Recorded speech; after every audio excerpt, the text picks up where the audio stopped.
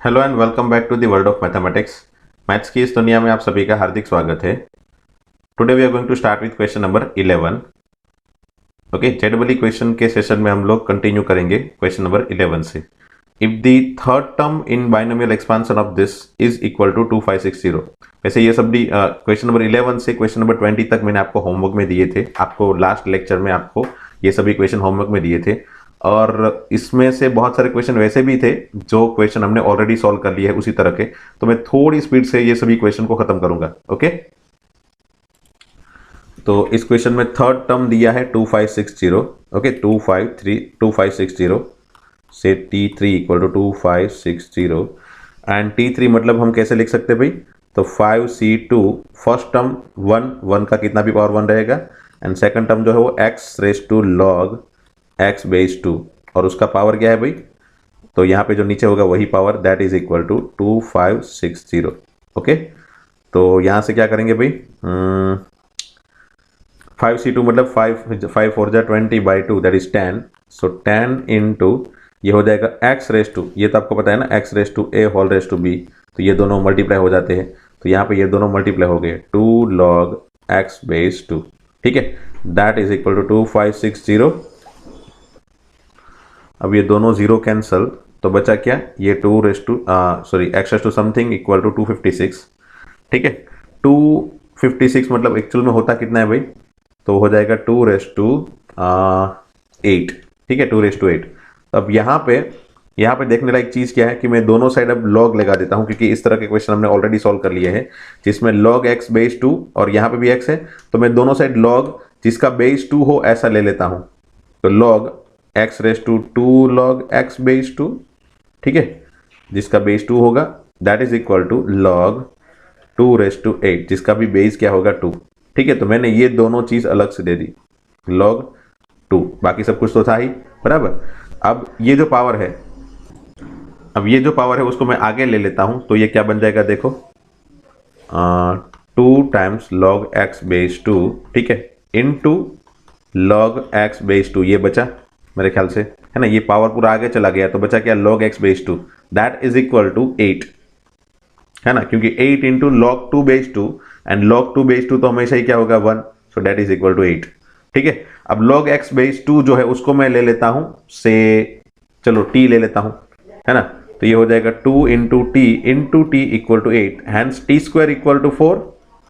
ठीक है, so t square equal to 4 मतलब t इक्वल टू प्लस और माइनस 2। सो t मतलब क्या है? तो log x base 2 that is equal to 2 और माइनस 2, है ना। सो x इक्वल टू क्या मिलेगा भाई?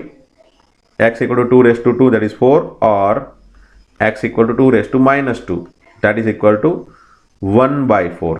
ओके, 1/4। अब आंसर क्या दिया है भाई यहाँ पे देखो, then possible value of x, तो यहाँ पे 4 आंसर है एंड 1/4 है, दोनों में से कौन सा दिया है? तो 1/4। So option is B, option B is your answer. Okay okay, next question देखते हैं, question number 12। Sigma i equal to 1 to 20 and ये दिया है, तो सबसे पहले तो मैं सिंप्लीफाई कर लेता हूँ इसको जितना हो सके उतना। तो 20c(i-1), चलो उसको ऐसे ही रहने देते हैं। नीचे इन दोनों का एडिशन मेरे पास है ना, कौन सा? NCR plus NCR-1।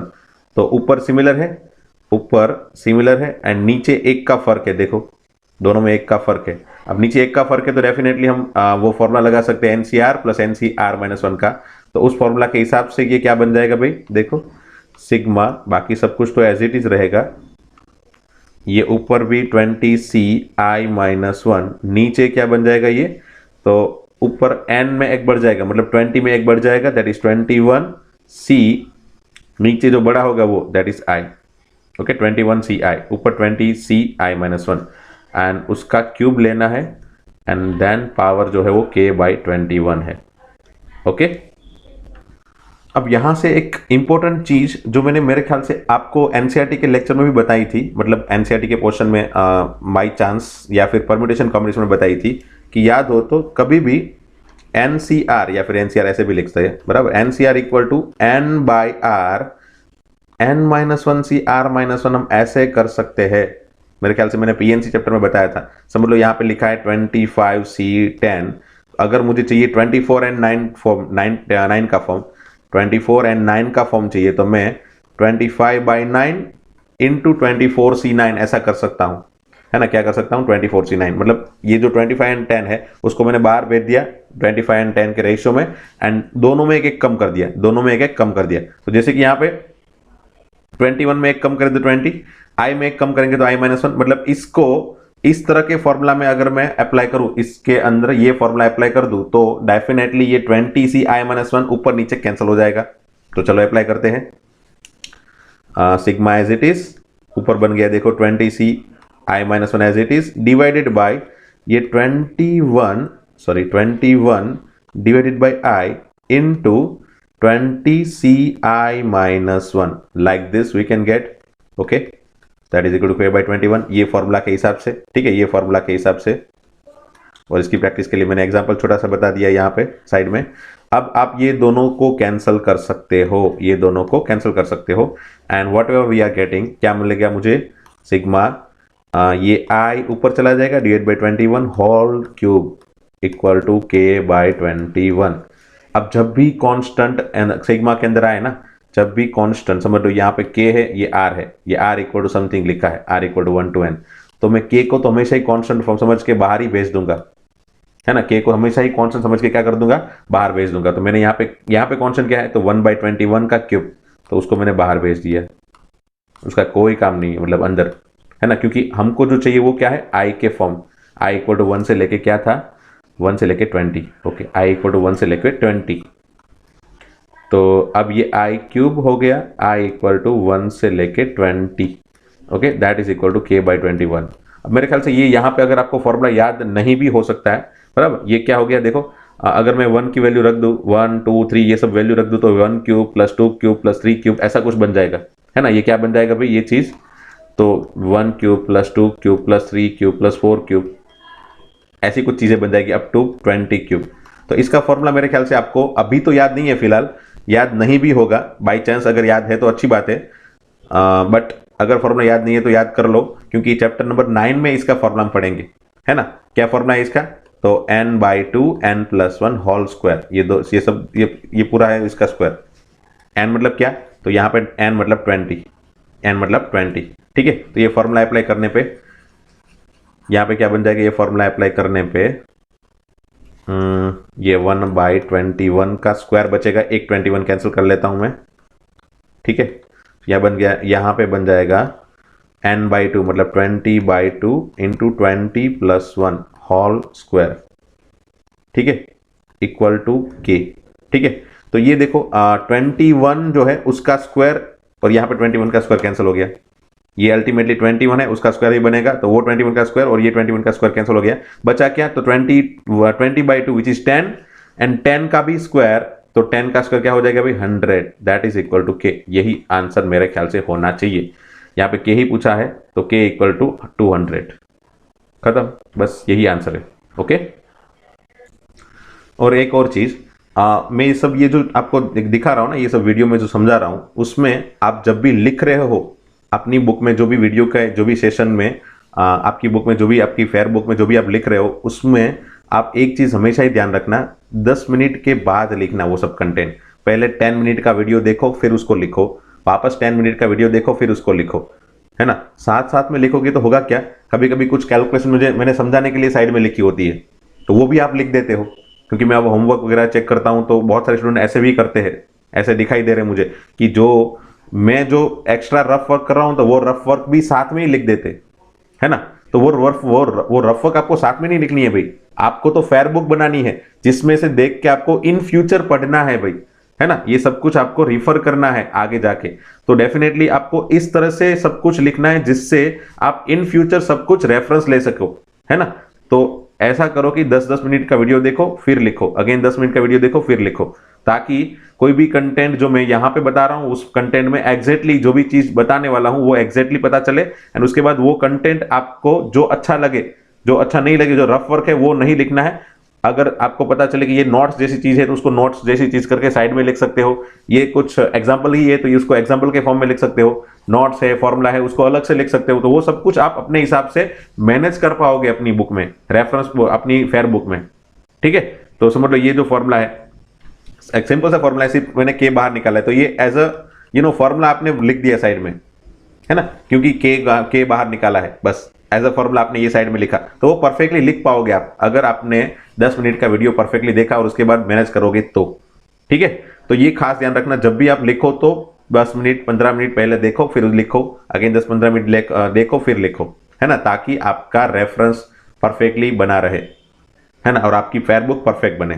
ठीक है, our target is to make your perfect fair book, आपकी फेयरबुक परफेक्ट बने, वो हमारा टारगेट है, उससे आप परफेक्टली रेफरेंस ले सको फ्यूचर के लिए, है ना।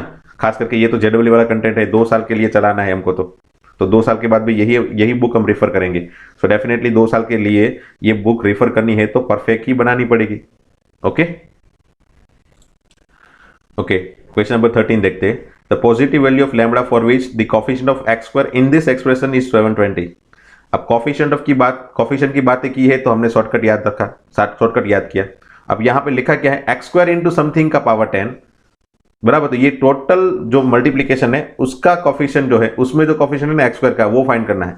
तो डेफिनेटली ये ऑलरेडी एक्स स्क्वायर तो है ही बाजू में, तो इसमें से मुझे कौन सा टर्म निकालना चाहिए भाई, तो कांस्टेंट टर्म, मतलब इंडिपेंडेंट टर्म। डेफिनेटली इसमें से इंडिपेंडेंट टर्म निकालूंगा और वो इंडिपेंडेंट टर्म को मैं इसके साथ मल्टीप्लाई करूंगा, तो डेफिनेटली वो एक्स स्क्वायर का कोफिशिएंट बनना चाहिए, है ना। तो इंडिपेंडेंट टर्म इसके अंदर से निकालने के लिए मुझे सबसे पहले तो आर फाइंड करना है। ठीक है, आर, तो आर क्या होगा, तो आर के लिए फॉर्मूला क्या था, सबसे पहले tan याद करो, देन पहले वाले x का पावर तो वो हो गया 1/2 माइनस इंडिपेंडेंट टर्म है इसलिए x का पावर क्या होता है वहां पे 0, है ना। Coefficient of x raise to something होगा ना यहाँ पे, तो coefficient of x raise to k, तो यहाँ पे k होता है, बट यहाँ पे coefficient of x raise to 0 बनाना है मुझे क्योंकि इंडिपेंडेंट टर्म है। तो यहाँ पे coefficient of x raise to 0 मतलब k equal to 0 divided by p minus q, मतलब यहाँ पे आगे वाले टर्म में x का पावर माइनस पीछे वाले टर्म में x का पावर -2 है। ठीक है, तो ये ऊपर बन गया 10/2 मतलब 5 डिवाइडेड बाय ये हो जाएगा देखो 1/2 प्लस 2, दैट इज 1/2 प्लस 2 मतलब 2 to the 4 प्लस 1 5/2। ठीक है, 5/2, तो ये 5 कैंसिल होगा, ये बन जाएगा 2। So it means r equal to बन गया 2। ओके ओके, तो अब इंडिपेंडेंट टर्म क्या बनेगा भाई, इंडिपेंडेंट टर्म इटसेल्फ क्या बन जाएगा, तो NCR मतलब 10CR, R मतलब 2। फर्स्ट टर्म में कोफिशिएंट कुछ नहीं है तो 1 पावर तो 8 पावर की वजह से जरूरत है नहीं, 1 है इसलिए। सेकंड टर्म में कोफिशिएंट क्या है तो लैम्बडा, उसमें पावर क्या होगा तो 2। ठीक है, तो ये जो हो गया, ये जो हुआ वो क्या हुआ, इंडिपेंडेंट टर्म इनटू डेफिनेटली ये एक्स स्क्वायर होगा, बराबर। ये इंडिपेंडेंट इनटू एक्स स्क्वायर, ये टोटल टर्म मुझे मिला एक्स स्क्वायर का कोफिशिएंट, बराबर। और ये जो एक्स स्क्वायर का कोफिशिएंट मिला इनटू एक्स स्क्वायर करके जो मिलेगा वो टोटल एक्स स्क्वायर वाला टर्म मिलेगा एंड उसका कोफिशिएंट यही हुआ, बराबर। तो ये एक्स स्क्वायर, जब एक्स स्क्वायर का कोफिशिएंट मुझे अगर बनाना है तो डेफिनेटली यही एक्स स्क्वायर का कोफिशिएंट हो जाएगा। So coefficient of X square is also like this 10c2 मतलब 10 into 9/2 that is 45 lambda square, यही हो जाएगा कोफिशिएंट ऑफ एक्स स्क्वायर। ठीक है, और वो वहां पे क्या दिया है भाई, कोफिशिएंट ऑफ एक्स स्क्वायर 720, तो लिख लेते हैं यहाँ पे इक्वल टू 720। ओके, क्या कैंसिल हो रहा है भाई देखो, तो सबसे पहले तो ये 5 9 जा, है ना, और यहाँ पे तो 72 into 10 मतलब 72 into 4 ये 144।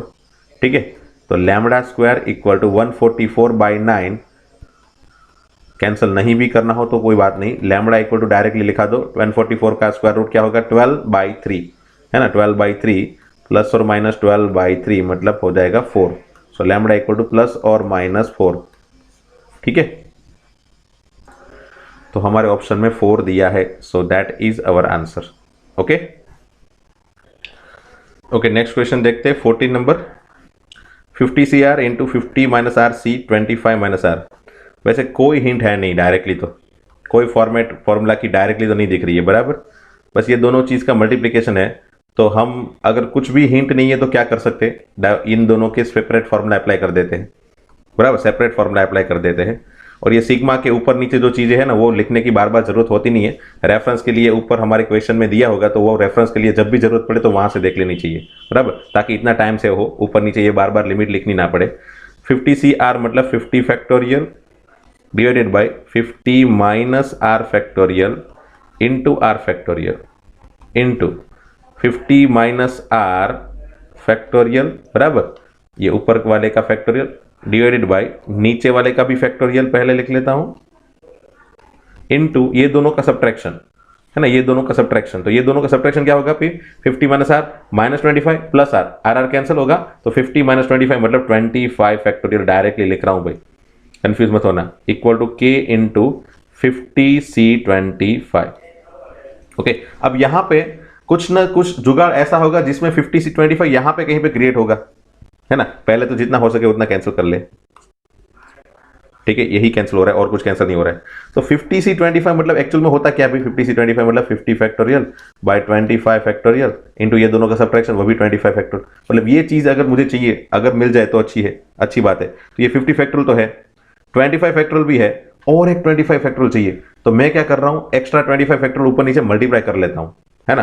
तो ये हो जाएगा देखो 50 फैक्टोरियल डिवाइडेड बाय 25 फैक्टोरियल, दो बार लिख ही लेता हूं चलो, है ना। मतलब मैंने 25 फैक्टोरियल दो बार लिख लिए, उसका मतलब मैंने एक्स्ट्रा एक बार डिवाइड कर दिया है, तो ऊपर एक मल्टीप्लाई कर लेता हूं और चेक कर लेते।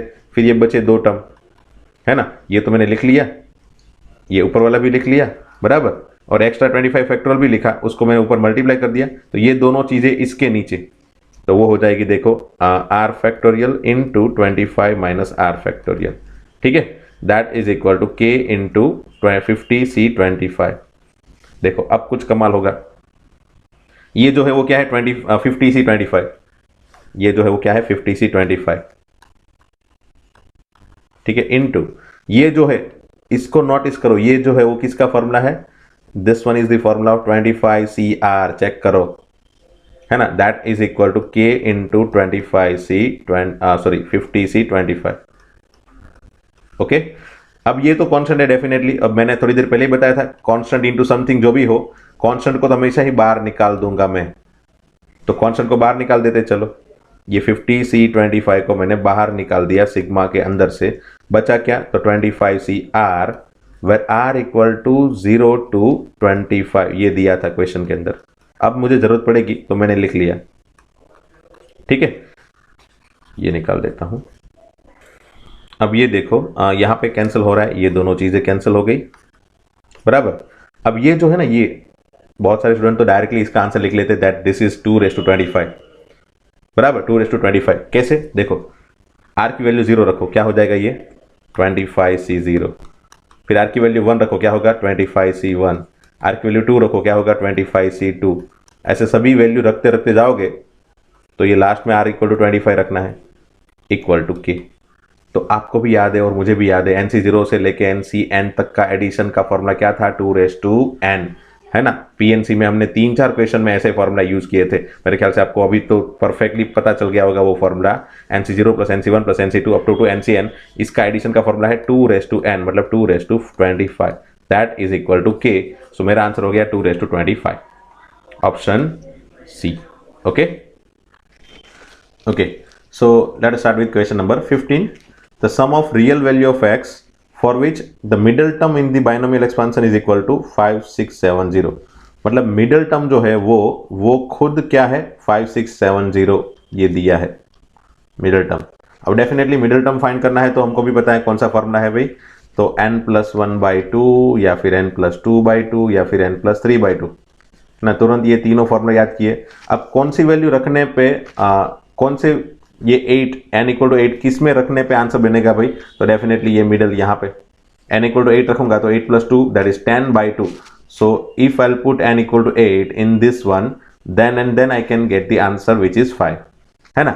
अगर मैं यहाँ पे रखूंगा n इक्वल टू 8 तो क्या होगा 8+1 9/2 विच इज नॉट इंटीजर, यहाँ पे रखूंगा तो 8+3 that is 11/2 which is also not integer. So I can put only in this particular formula. सो उसकी वजह से मुझे आंसर क्या मिला T5। So T5 equal to finally क्या मिला 5670, है ना, यह मेरा इंटीजर है, सॉरी ये मेरा मिडल टर्म है T5। अब क्या बोला है कि T5 की वैल्यू 5670 हो तो sum of real value of x, मतलब इससे मैं x की वैल्यू फाइंड करूंगा एंड समझ लो 3-4 वैल्यू x की मिल गई तो वो सबका एडिशन करना है, that is what my target. Okay, तो T5 क्या होगा, देखो T5 की वैल्यू फाइंड करनी है तो T5 का फॉर्मूला तो 8c 5 में कम कर दो 4 into first term that is x³ 3 ये दोनों का subtraction and into second term which is 3/x ये power 4, that is equal to 5670। Okay, so 8C4 का कैलकुलेशन कर लेते हैं। 8 इंटू 7 इंटू 6 इंटू 5, नीचे 1 2 3 4, ठीक है, इंटू यहाँ पे x raise to 12 divided by 3 raise to 4 into 3 raise to 4 by x raise to 4 equal to 5670। अब 5670 को मैं एटलीस्ट 567 इंटू 10 तो लिख लूँ ताकि कुछ ना कुछ तो कैंसिल हो। सबसे पहले ये 3 रेस टू 4 कैंसिल कर लेते हैं, चलो ठीक है। फिर यहाँ पे क्या कैंसिल हो सकता है, तो ये 4 टू जा 8, ये 8 कैंसिल, ओके, ये 3 टू जा 6, इतना भी कैंसिल हो गया, चलो ये 5 टू जा 10 इसके साथ कैंसिल, ठीक है। अब बचा क्या, देखो बचा सिर्फ ये 7 यहाँ पे, x टू 12 x टू 4 और यहाँ पे 567। Now let me write this x to 12 by x to 4 that is x to 8 equal to 567 divided by 4। तो इसका डिवीजन क्या होगा भाई, तो x raise to 8 equal to ये हो जाएगा, समझ लो 7 8 जा 56 एंड 7 1 जा मतलब 81, okay, x raise to 8 equal to 81। So 81 ultimately हो जाएगा 3 रेस टू 4, ठीक है, वो भी अगेन अल्टीमेटली हो जाएगा √3 रेस टू 4, √3 रेस टू 8। या फिर मैं एक काम करूँ, या इसको ऐसे ही रहने दूँ 3 रेस टू 4 उसको, और इसको मैं लिख दूँ ऐसे x रेस टू 4 का स्क्वायर लाइक दिस, ठीक है ना भाई, x रेस टू 4 का square that is equal to 3 raise to 4। So समझ लो ये some x raise to square equal to 1 हो तो एक मिनट, चलो यहाँ पे ही 2 रख देते हैं, x² raise to 4 that is equal to 3 raise to 4, ठीक है, 3 रेस टू 4। अब इसकी वजह से क्या मिला, x² equal to 3 and plus और मतलब प्लस और माइनस 3, जैसे x² इक्वल टू a² होता है तो x इक्वल टू प्लस और माइनस a लिखते हैं ना। जैसे ये पावर 2 है मतलब इवन पावर है तो हम जनरली स्क्वायर रूट करने पे प्लस और माइनस लिखते हैं, तो वहां पे यहाँ पे भी वही किया, प्लस और माइनस कर दिया, ओके ठीक है। फिर अगेन x² इक्वल टू -3 तो डेफिनेटली पॉसिबल नहीं होगा, है ना, ये x² इक्वल टू +3 या फिर x² इक्वल टू -3, तो x² कभी नेगेटिव तो होगा नहीं। और यहाँ पे कहीं पे ऐसा कुछ लिखा है क्या, रियल वैल्यू ऑफ x है, मतलब definitely real value of x तो नहीं पॉसिबल होगा। हाँ, कॉम्प्लेक्स नंबर पॉसिबल है बट रियल वैल्यू पॉसिबल नहीं है, और यहाँ पे लिखा है रियल वैल्यू ऑफ x लेना है मुझे, तो इससे जो भी आंसर मिलेगा x का वो कॉम्प्लेक्स नंबर होगा और वो मुझे लेना नहीं है। So definitely I need to take x equal to 3 and based on that x equal to plus और माइनस √3। तो फाइनली मुझे x की दो वैल्यू मिली, √3 एंड -√3। अब इस क्वेश्चन में दिया है कि sum of real value of x for which this expression, हाँ, middle term of this expression is 5670। तो x की जो भी वैल्यू मिले उसका समेशन फाइंड करना है। तो डेफिनेटली इसका सम क्या होगा भाई, x की ये दो वैल्यू मिली तो उसका समेशन होगा √3 माइनस √3 विच इज 0। तो मेरा आंसर हो जाएगा 0 इस क्वेश्चन का, ओके, ऑप्शन बी, ओके। अब देखते हैं क्वेश्चन नंबर 16।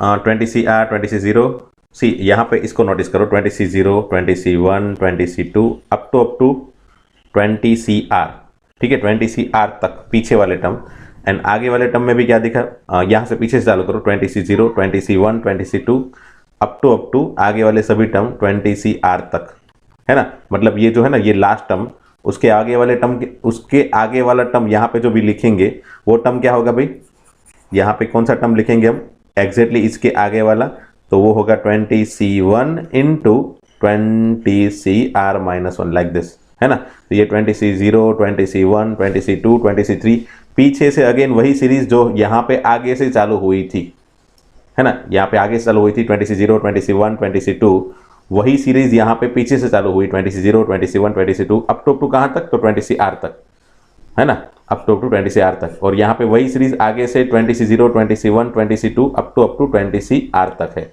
तो दोनों सीरीज 20CR तक है, पीछे से आगे से चालू हुई है, बराबर।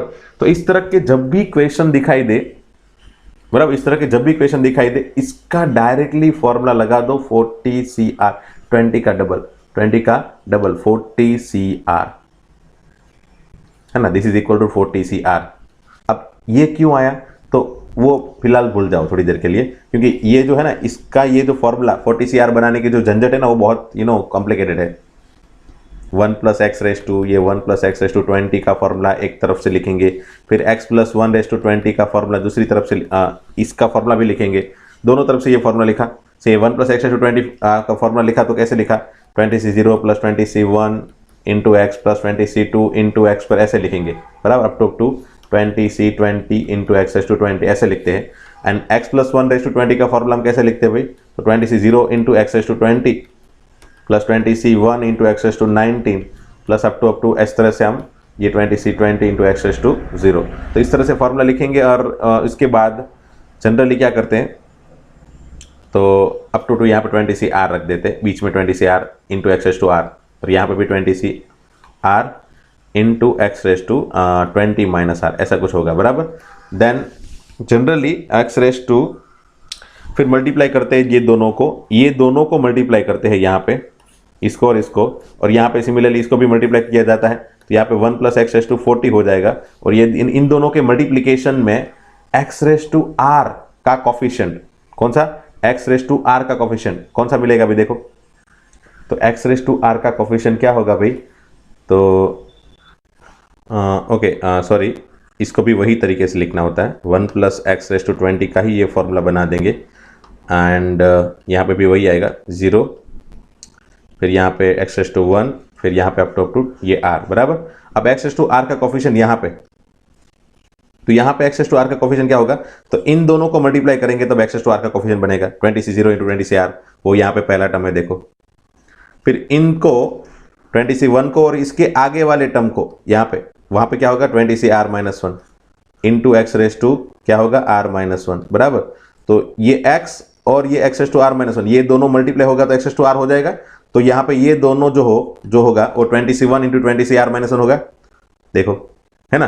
तो अल्टीमेटली इन दोनों के मल्टीप्लीकेशन में एक्स रेस टू r का कॉफिशिएंट ढूंढना है, और इन दोनों के मल्टीप्लीकेशन में, मतलब ये जो है इसके मल्टीप्लीकेशन में, मतलब ये इसके अंदर एक्स रेस टू r का कॉफिशिएंट ढूंढना है, तो इसके अंदर एक्स रेस टू r का कॉफिशिएंट होता है 40cr, है ना, एक्स रेस टू r याद हो तो 1 प्लस एक्स के फॉर्मूला में, 1 प्लस एक्स के फॉर्मूला में क्या होता है generally 40c0 x raise to 0, 40c1 x raise to 1, 40c2 x raise to 2, याद है ना। तो ultimately x raise to r के लिए 40cr, तो एक्स रेस टू r का कॉफिशिएंट यहाँ पे क्या होता है 40cr, and that is equal to ultimately यहाँ पे ये दोनों के मल्टीप्लीकेशन में एक्स रेस टू r का कॉफिशिएंट, और वो कौन सा होगा, तो ये एग्जैक्टली ये, so this one is again coefficient, this one is again coefficient, तो ये दोनों कॉफिशिएंट की वैल्यू कंपेयर करने पे हो जाएगी 40cr। इसलिए मैंने आपको बोला कि ये झंझट में मत पड़ो, है ना, इसलिए मैंने आपको बोला कि इसका डायरेक्ट फॉर्मूला याद रखो, अगर ऐसी कोई सिचुएशन है तो ये 20 का डबल कर दो, हो जाएगा cr, है ना। तो अगर ये समझ लो 40cr है, तो यहाँ पे पूछा क्या है, the value of r for which this one is maximum, तो ये मैक्सिमम कब होगा भाई, तो डेफिनेटली ये r जो है ना एग्जैक्टली मिडल पे आएगा तब, so 40cr is maximum for r equal to definitely 20, है ना, एग्जैक्टली मिडल पे, तो मिडल पे कौन सा आएगा भाई 20, है ना। बाई चांस अगर यहाँ पे 41 होता, 41 तो वैसे नहीं होता, 42 ही आता, क्योंकि डबल करेंगे ना यहाँ पे तो कोई इवन नंबर ही आएगा, सो ये r इक्वल टू 20 यही आंसर हो जाएगा। और यहाँ पे 41, 42, 44 ऐसी पॉसिबिलिटी है, 41, 43 वाली तो है नहीं, इसलिए ये मिडल एग्जैक्टली इसका हाफ ही आपका आंसर बनेगा, ठीक है। तो ऐसे क्वेश्चन में ध्यान रखना है, एग्जैक्टली डायरेक्टली 20 का डबल कर देना है एंड नीचे r लिख देना है, ओके। ये फॉर्मेट याद रखना ताकि ये जो मैंने प्रोसीजर बताई थी वो प्रोसीजर के फॉर्म में आपको जाना ही ना पड़े, डायरेक्टली आप शॉर्टकट से इसका आंसर बना सको, ओके। बहुत कम बार ये क्वेश्चन पूछा जाता है, पहली बार मेरे ख्याल से जेडबल या फिर AIEEE के लेवल के क्वेश्चन में ये पूछा गया है, बराबर। बट अगर पूछा गया है तो आपको ये फॉर्मेट शॉर्टकट से याद रख लेना है ना। वैसे इसकी तो बहुत सारी फॉर्मेट है, बट अगर ये पूछा है तो जनरली इसी को वो लोग रिपीट करेंगे, ऐसी पॉसिबिलिटी है, तो इसी के फॉर्मूला को याद रखो पहले, ओके। बाकी तो चांसेस कम है, बहुत सारे जनरलाइज ऐसे फॉर्म है, बट बाकी चांसेस कम है ना, यही याद रखो अभी तो फिलहाल, ओके।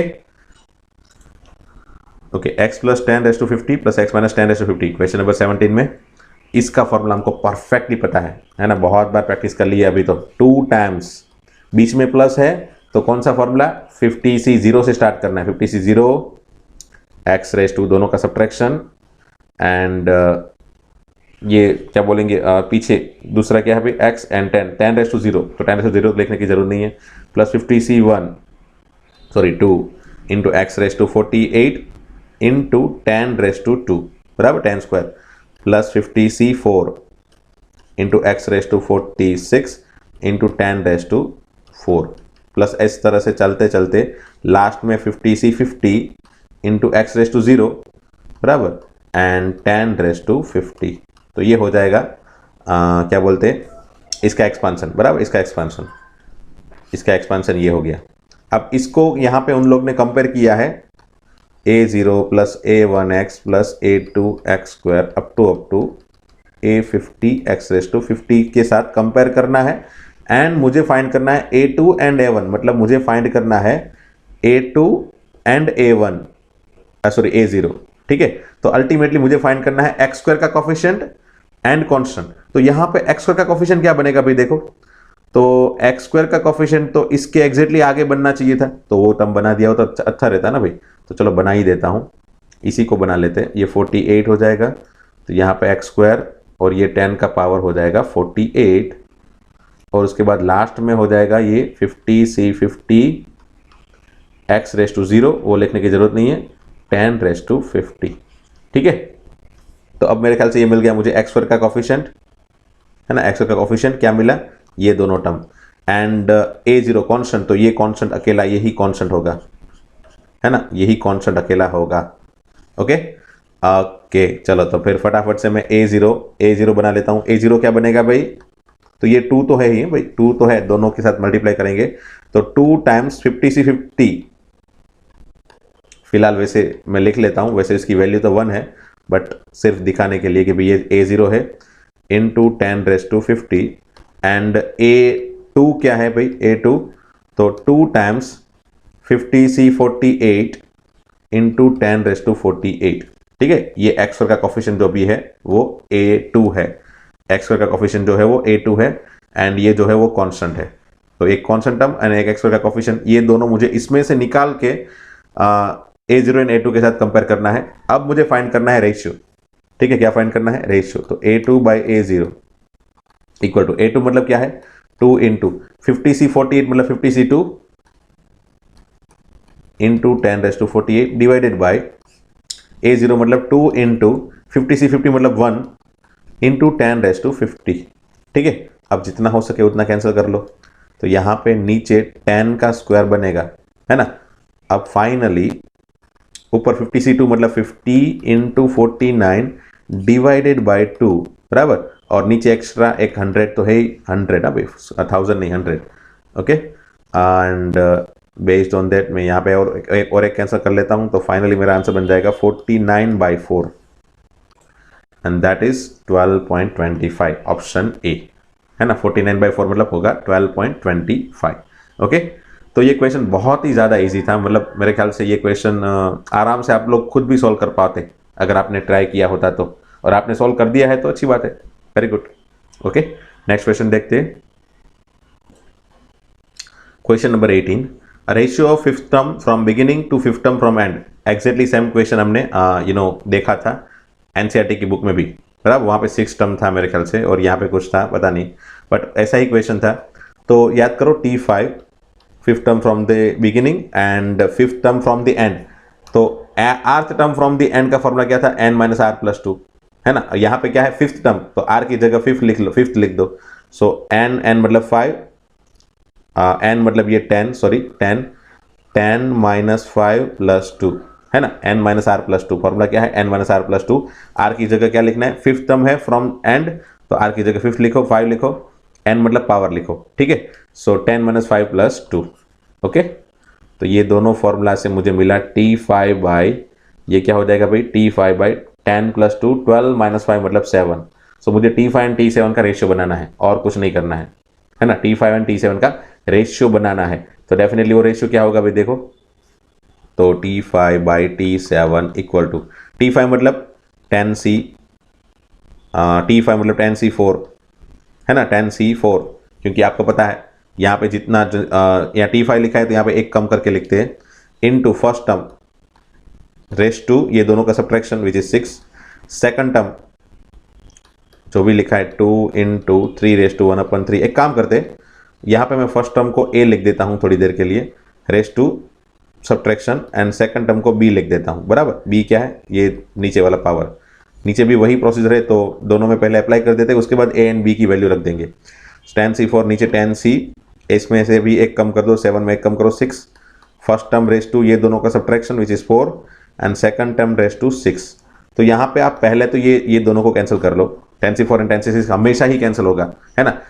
फिर fifth term to fifth term हो या फिर six term to six term हो, कोई भी हो, आप जनरली आगे से आर्थ टर्म एंड पीछे से आर्थ टर्म के हमेशा ही ये एनसीआर वाले टर्म कैंसिल हो जाते हैं। तो जब भी ऐसा क्वेश्चन आए भाई fifth term from beginning to fifth term from the end, ये दोनों टर्म तो हमेशा ही कैंसिल होंगे, बराबर।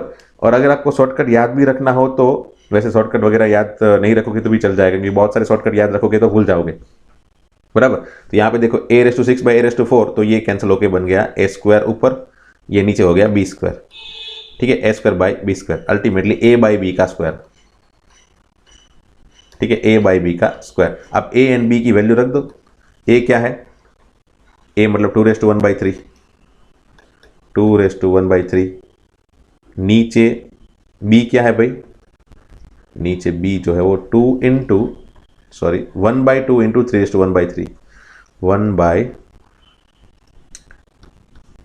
Into 3⁻⁴ whole square, okay okay. अब तो ये डिनोमिनेटर का डिनोमिनेटर कहाँ पे जाता है, हमेशा ही ऊपर, तो 2 इंटू 3⁻⁴ इंटू 2⁻⁴, बराबर। नीचे क्या है, तो अब क्या बचा 1, तो उसको लिखने की तो जरूरत है नहीं, उसका स्क्वायर, ठीक है। अब ये हो गया देखो 2 का स्क्वायर इंटू, ये दोनों के पावर सिमिलर है ना, सो मैं लिख लेता हूँ 3 × 6⁻⁴, बराबर। और उसका पावर क्या है भाई, अगेन 2, ठीक है। एंड ये हो जाएगा 2⁻², दैट इज 4 इंटू, ये हो जाएगा 6⁻², मैं या तो यहाँ पे 6² होल रेस टू 1/3 भी लिख सकता हूँ, या तो फिर मैं इसको देख के 6⁻² लिख दूँ तो भी चल जाएगा, बराबर।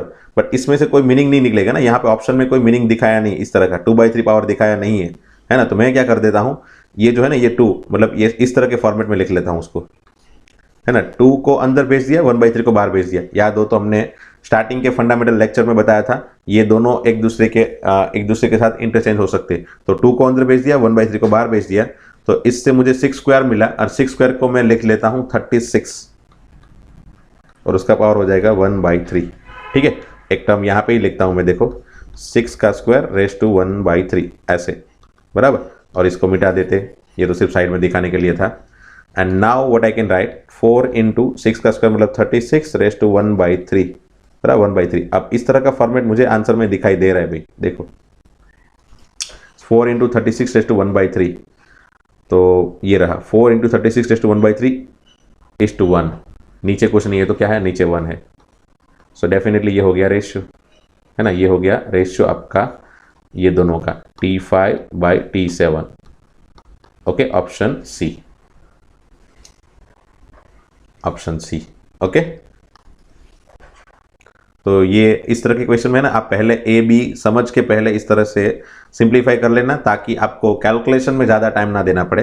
फिर ए बी के फॉर्म में एक बार फाइनल फॉर्मेट आ जाए, उसके बाद ए एंड बी की वैल्यू रख दो, तो आपको कैलकुलेशन थोड़ा इजी, आपका कैलकुलेशन थोड़ा इजी बन जाएगा, ओके। ए एंड बी क्या है पता है ना भाई, ये ए है आगे वाला टर्म, एंड ये जो है वो बी है, बराबर। एंड फाइनली हमने ए एंड बी की वैल्यू रख दी, ओके ओके। नेक्स्ट क्वेश्चन देखते हैं, NC4, NC5 and NC6 are in AP then n equal to what.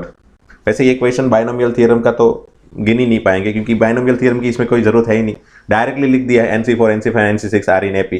तो हम लोग जनरली ऐसे क्वेश्चन को तो PNC में भी सॉल्व कर गए थे, है ना। NC5 equal to NC4 plus NC6, इस तरह से लिख सकते हैं, 2 times middle term equal to first term plus last term, बराबर। फिर अगर आपको याद हो तो मैंने दोनों साइड 2 टाइम्स NC5 ऐड कर दिया था, तो ये हो गया 4 times NC5 equal to NC4 plus NC5 plus NC6। ऐसा क्यों किया? क्योंकि इन दोनों को ऐड कर पाऊँ, इन दोनों को भी ऐड कर पाऊँ डायरेक्टली। इन दोनों के लिए फॉर्मूला क्या है भाई?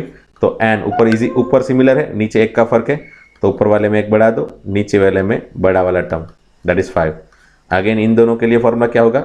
n सिमिलर है तो n+1 उसका कर दिया, नीचे में 6 जो बड़ा है वो लिख दिया, ठीक है। And that is equal to n+2, again ऊपर सिमिलर है, नीचे एक का फर्क है, तो n+2 नीचे 6 इक्वल टू 4 इंटू NC5। तो ये जो मेथड है ना, ये मेथड हमने ऑलरेडी सिखा दी थी। इस तरह का क्वेश्चन ऑलरेडी हमारी बाइनोमियल थ्योरम के एग्जाम्पल में भी था, है ना, मिसलेनियस एग्जाम्पल या पता नहीं आगे वाले एग्जाम्पल में भी कहीं पे था इस तरह का क्वेश्चन, और उससे हमने n की वैल्यू फाइंड की थी, बराबर। अब यहाँ पे मैं एक शॉर्टकट भी दे रहा हूँ, चलो इससे आप n फाइंड कर लेना ये मेथड से, तो ये मेथड 1 हो गई, और इससे आप n की वैल्यू, इससे जो भी आपको सिंप्लीफिकेशन मिले उससे आप n की वैल्यू फाइंड कर लेना, ठीक है।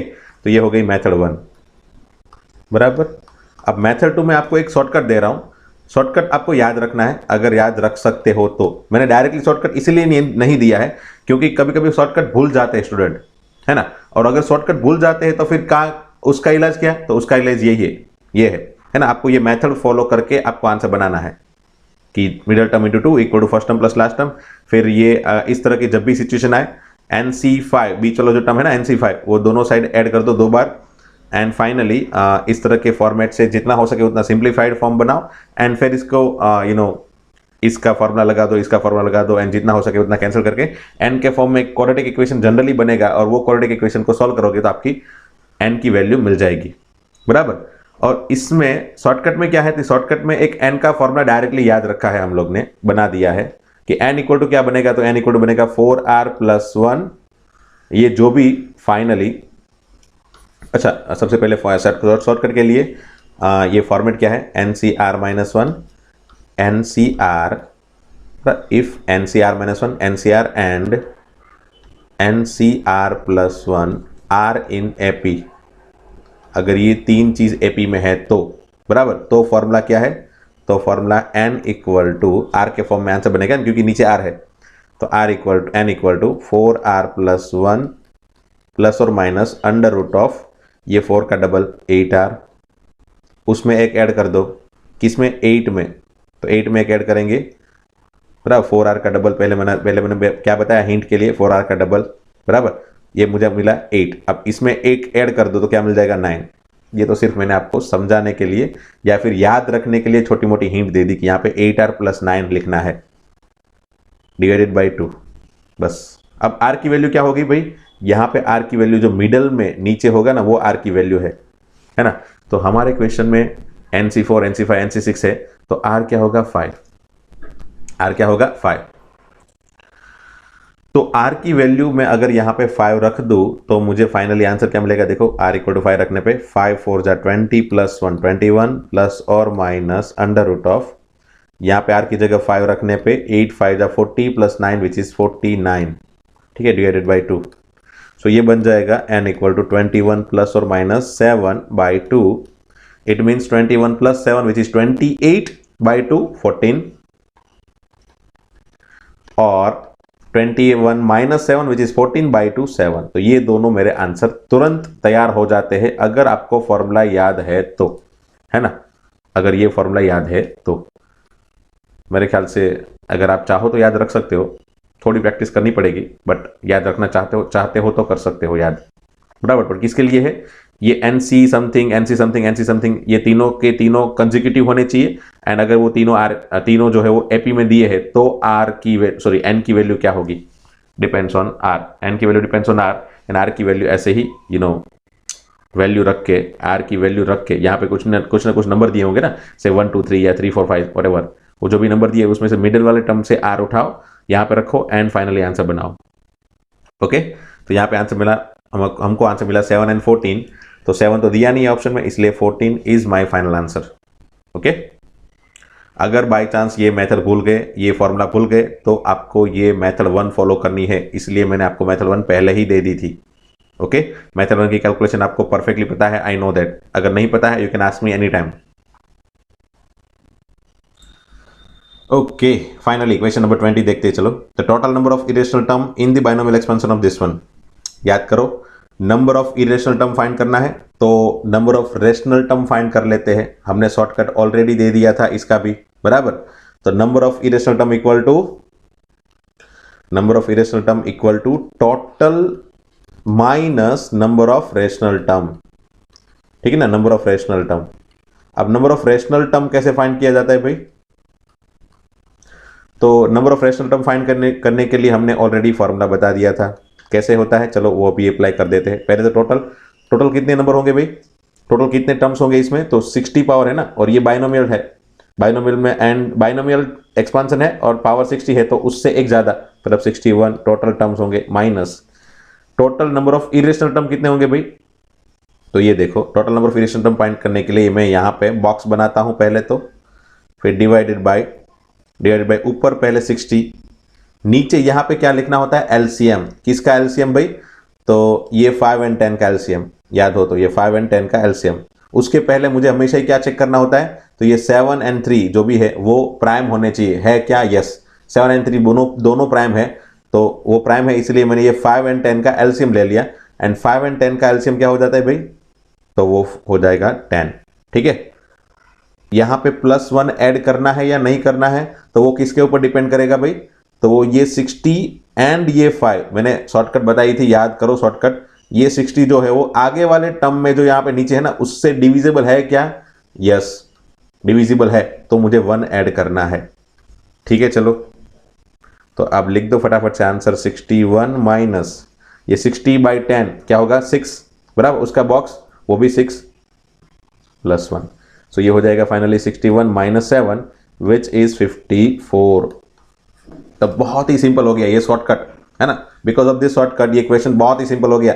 अगर ये शॉर्टकट नहीं होता ना तो देखना ये क्वेश्चन कहीं पे आप देखना इसकी मेथड बहुत ही कॉम्प्लिकेटेड एंड लेंथी है।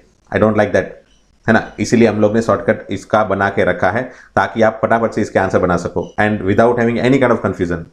Okay okay, so question number 21 से ये सभी क्वेश्चन आपको मैं होमवर्क में दे रहा हूं, जितने हो सके उतने ट्राई करना भाई, बराबर। मैं कुछ 45 तक दे रहा हूं, मतलब टोटल 25 क्वेश्चन आपको मैं आज होमवर्क में दे रहा हूं पहली बार, बराबर। डेफिनेटली ये सभी क्वेश्चन तो हो गए नहीं, बट जितने हो सके उतने आपको कोशिश करने हैं, बराबर। वीडियो को पॉज करते जाओ। Question 25, 26, question 27, 28, question 29, 30 and 31, question 32, 33,